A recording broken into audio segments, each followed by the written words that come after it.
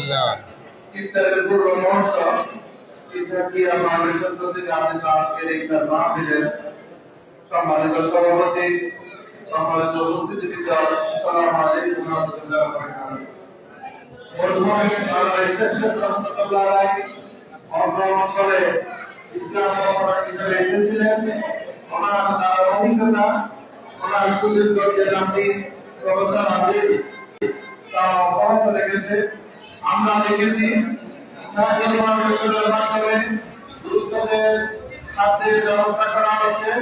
ইসলামিয়া ফাউন্ডেশনের মাধ্যমে অভাবী লোকদের অভাব দূরীকরণের বিভিন্ন উদ্যোগ গ্রহণ করা হচ্ছে।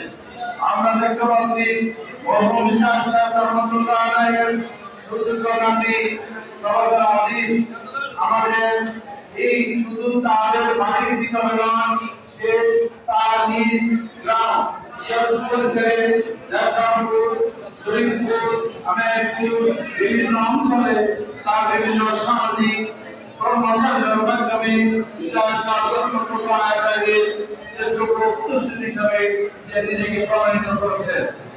আমরা এই ইফতার মাহফিলের পূর্বে দোয়া করি আল্লাহ তাআলা রহমতুল্লাহ আলাইহির উপস্থিতি হিসাবে আদিম জীবনের সমাজের জন্য, ইসলামের জন্য, অপরাধের জন্য, অবাধি মানুষের জন্য যেভাবে বিভিন্ন কর্মসূচির মাধ্যমে কাজ এগিয়ে দিচ্ছেন, আল্লাহ তাকে আরো বেশি বেশি কাজ করার তৌফিক দান করেন।